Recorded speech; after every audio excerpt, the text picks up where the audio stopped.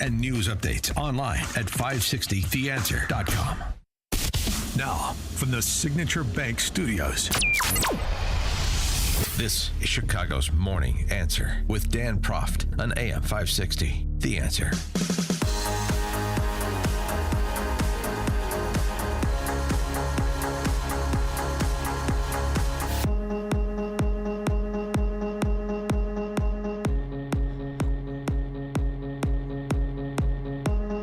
Top of the morning, Dan Proft here, and California Congresswoman Ro Khanna, who likes to present as a moderate.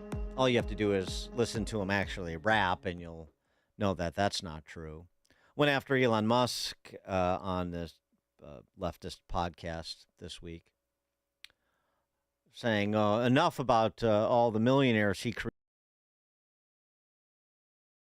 killed at Doge. And I do believe that once we take power, there has to be accountability. There needs to be accountability for Elon Musk. You know, they're celebrating that he created 4,400 millionaires, but they don't talk about the 4.5 million children around the world who he possibly sentenced to death by dismantling USAID.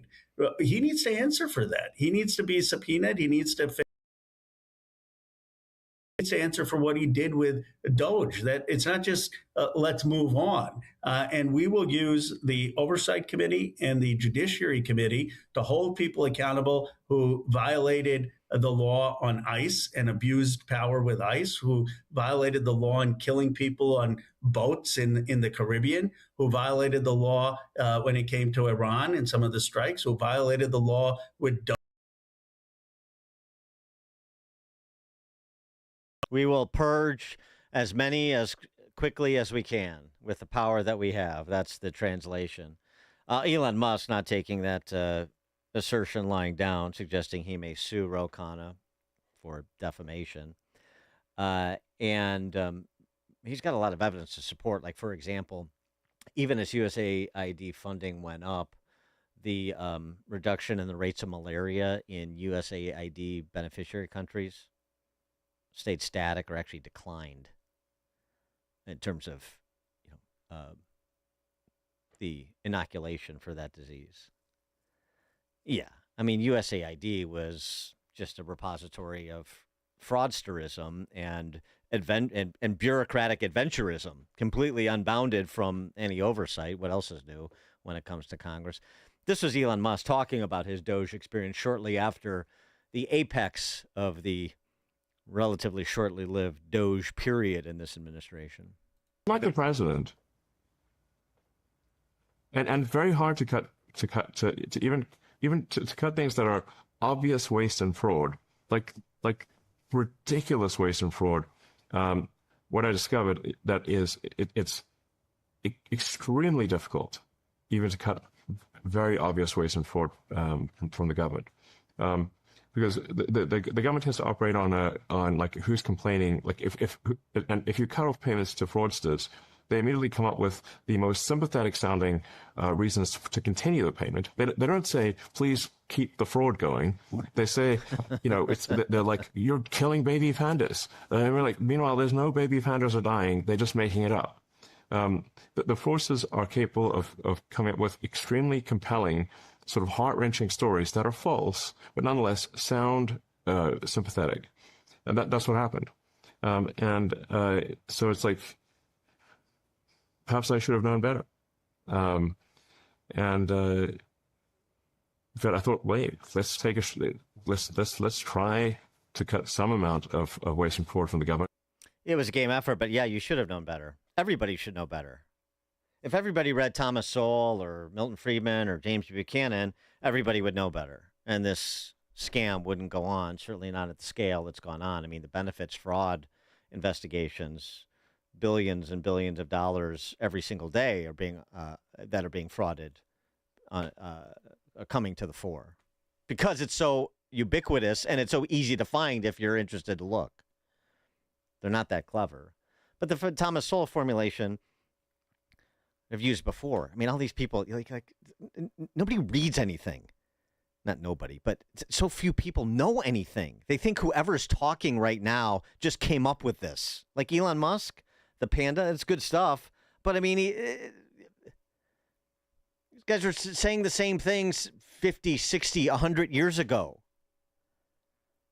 The lack of education, thought, civic-mindedness, conversation with intelligent people that lead you to consume content that enhances your understanding of the world around you. It's just so gosh darn frustrating. I know why people just walk away from politics. They just give up and go live a good life because people are just hopeless. I mean, honestly, I hate to be so cynical, but Thomas Sowell's great formulation. Yeah, this is like, I don't know, 30 years old. Here's the riddle. You only have enough money to fund a statue to Benedict Arnold on the mall or childhood inoculations against, pick a disease du jour. Malaria. What do you, and you're a member of Congress, where do you spend the money? And people hear this and say, well, obviously the more important thing is childhood inoculations. Why would we want to pay any money for a statue to Benedict Arnold? He was a traitor. No. You don't understand. If you're the politician, you understand.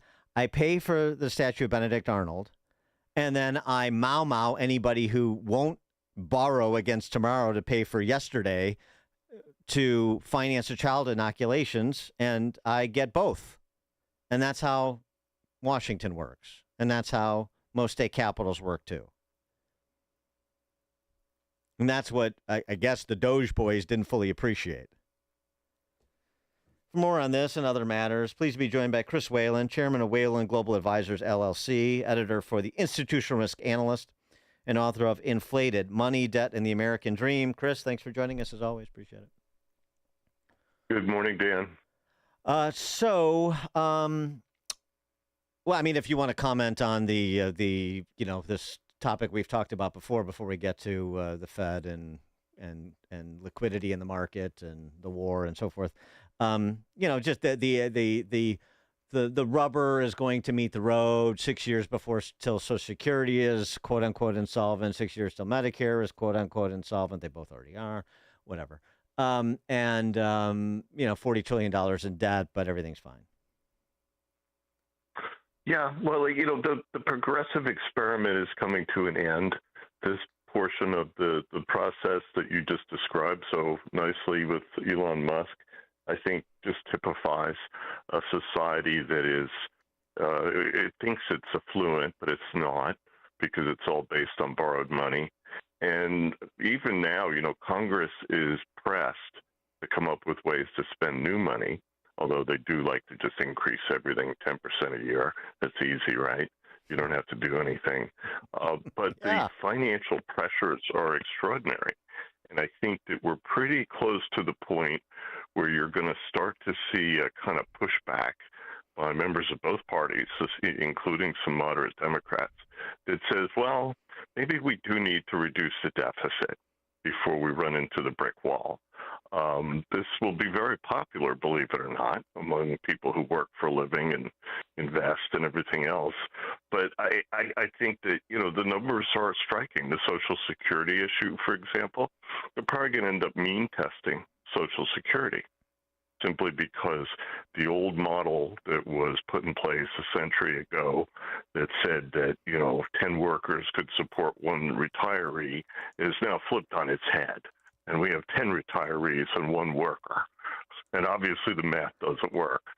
So, Washington is not a place where math matters typically, right, because they've been able to just fudge it. But it's going to start to matter a lot, because interest rates, I don't think, are going to go down, Dan. The era of Greenspan, it's ironic the man just passed away at 100 years old, but his willingness to give Washington everything they wanted and more, and drive interest rates down over and over again, right, to give us the appearance of economic growth, is kind of at an end. Today, gold is a bigger reserve asset than the dollar, and that tells you everything you need to know. And if I could just add to my fatalism, I would think it would be difficult after my lead-in, but no, I've got more. How you describe Greenspan, and Greenspan was a Randian. I mean, even the Randians are big government central planners in D.C. Oh, totally. You mean the religion of selfishness? Yeah. Yeah. I'm not a big Ayn Rand fan. No, but I mean, but I mean, but Greenspan was a no, but I mean, you know. but I mean, but ostensibly he's a free market, a radical free market guy like most Randians are, and yet what did he end up being?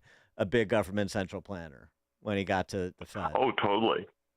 And a very adept politician. My dad was very close to Greenspan through much of his life and was his consigliere when he was getting ready to get into the government, with Jerry Ford and all of this long time ago.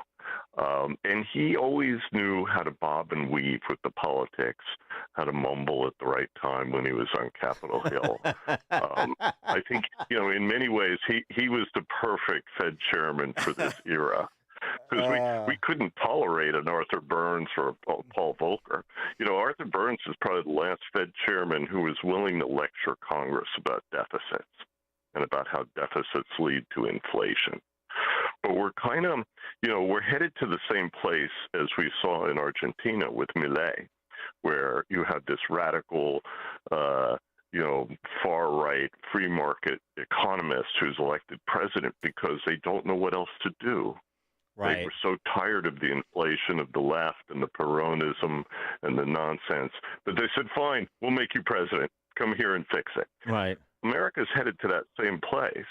Well, and I don't think politically, when you see Mondami in New York lecturing the Democrats that they're not radical enough, oh, please, go ahead. And that idiot you were just quoting before, I think Elon Musk should sue him forever. I think that'd be great. Yeah. Death by lawyer. Yeah, that's good. Right. I like that. Right. Oh, but I mean, when all else fails, try freedom. It's an interesting thought. When all else fails, sue them and make them sit in a conference room for the rest of their lives. Well, no, but I'm not talking about Musk. I'm talking about Milei in Argentina and us here. It's like when all else fails, move away from central planning and choose free markets. I mean, yeah. But this is, you see, it's hard for Americans to get their minds around this. That's why I redid my last book, because, the whole notion of the New Deal and FDR was never presented as socialism. It was always presented as this heroic struggle against fascism in Europe and World War II and all the rest of it. But the reality is, from really the 30s on, America's been a largely socialist society. Mm-hmm. As my dad used to say, Social Security is socialism, Chris. And he was absolutely right. Mm-hmm. So, when we start to grapple with some of these issues, here I am in Florida, we're getting ready to get rid of property taxes. Right. By the way, Ron DeSantis is clearly getting ready to run for president. That's going to appeal to a lot of Americans, to get away from the universal pay model of the New Deal and say, no, we're going to have a system where you pay for what you use. And, in Florida, for example, probably half the residents don't have children. They're retired. So should they pay for the schools? That's really the question that Ron DeSantis is asking. And I think it's going to pass overwhelmingly, by the way. I certainly hope so. I mean, and it's just the first 250, but I mean, that represents 60% of households in Florida. It's massive. Oh, yeah. And again, this is, I think that the DeSantis crew and Republicans in Florida have very astutely decided to go after this aspect of the New Deal, because if you kill universal pay, then you can start to unbundle the rest of this nonsense. And you see this in Texas. You see this in other red states where they're very focused on dismantling the whole New Deal infrastructure, because that's where this nonsense comes from, right. Dan. Right. Totally.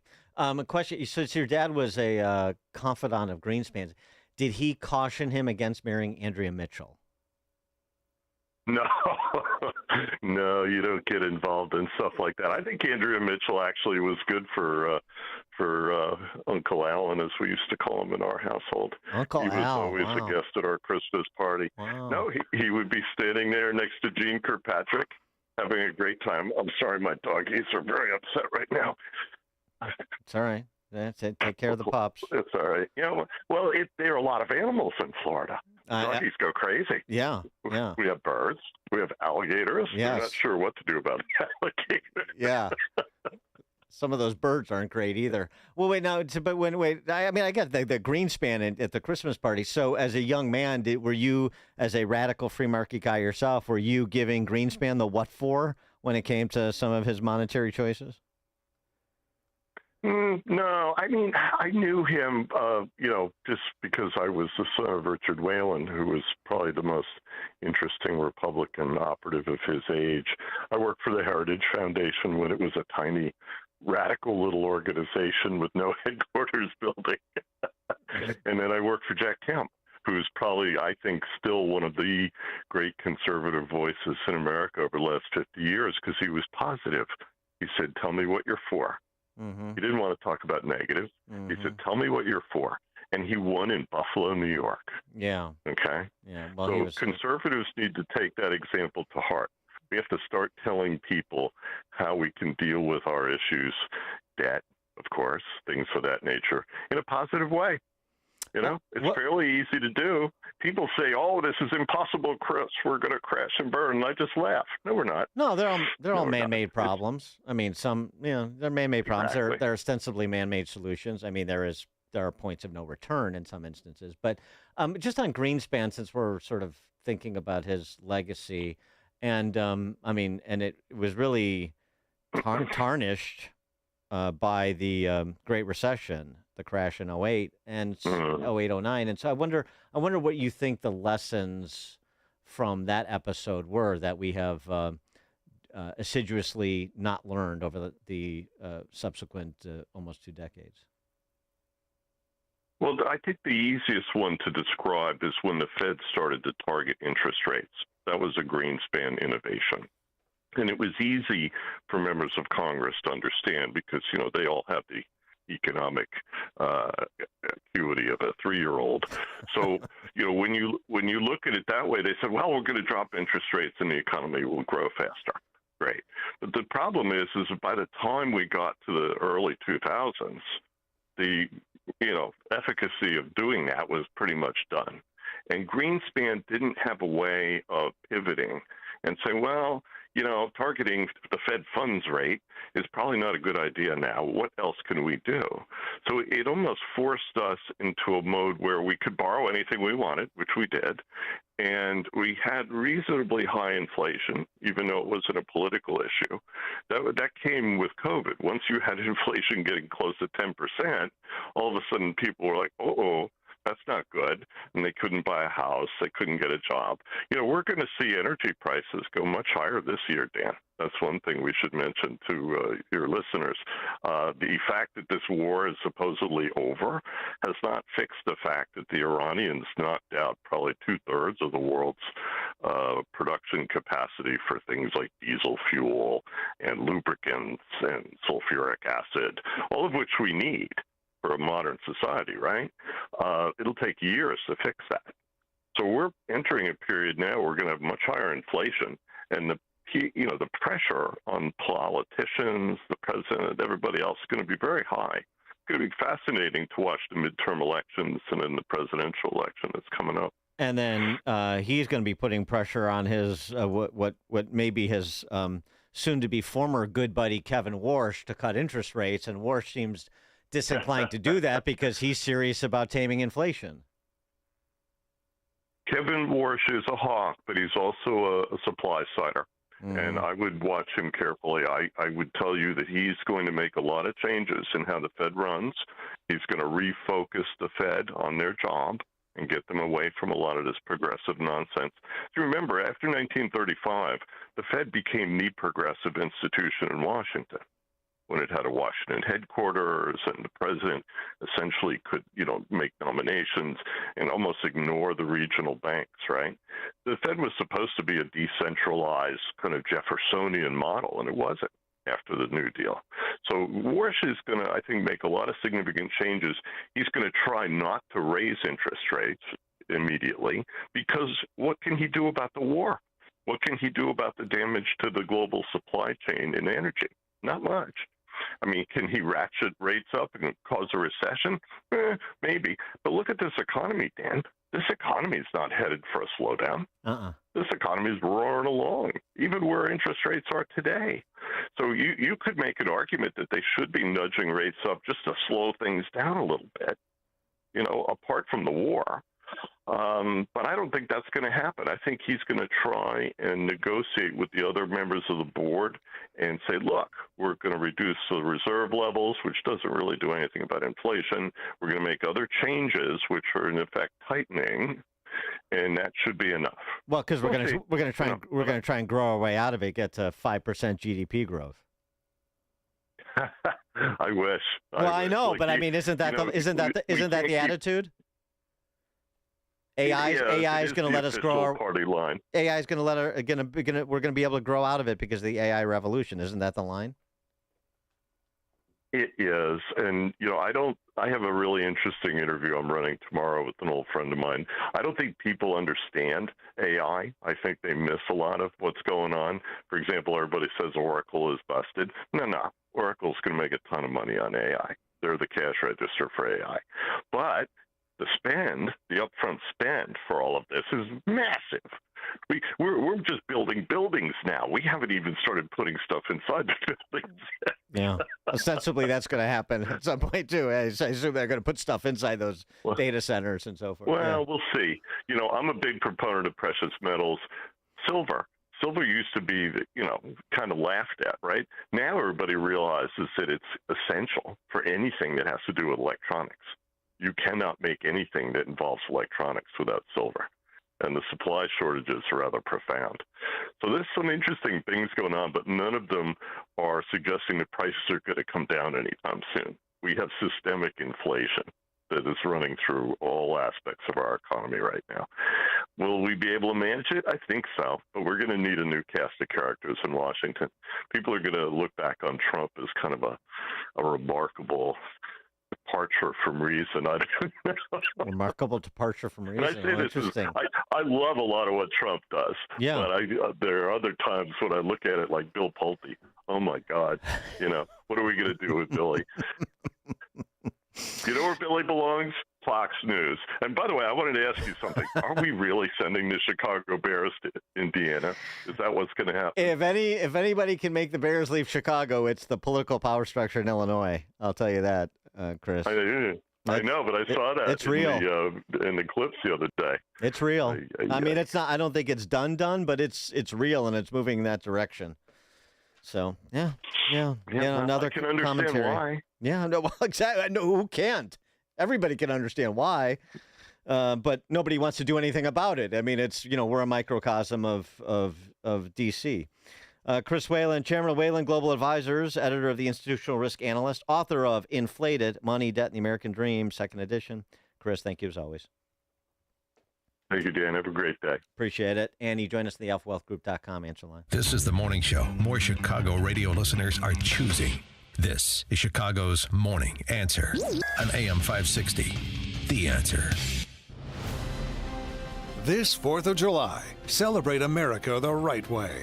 Fire up the grill, invite the family over, launch the fireworks, and proudly display a handcrafted wooden American flag from uniquewoodenflags.com. These stunning hand-finished wooden flags are built with real craftsmanship and patriotic pride. Whether you want a classic American flag, military tribute flag, America First design, or a beautiful flag cross that celebrates both faith and freedom, they've got something for every proud American. Perfect for your home, office, man cave, lake house, garage, or as a meaningful gift for veterans, first responders, and patriots who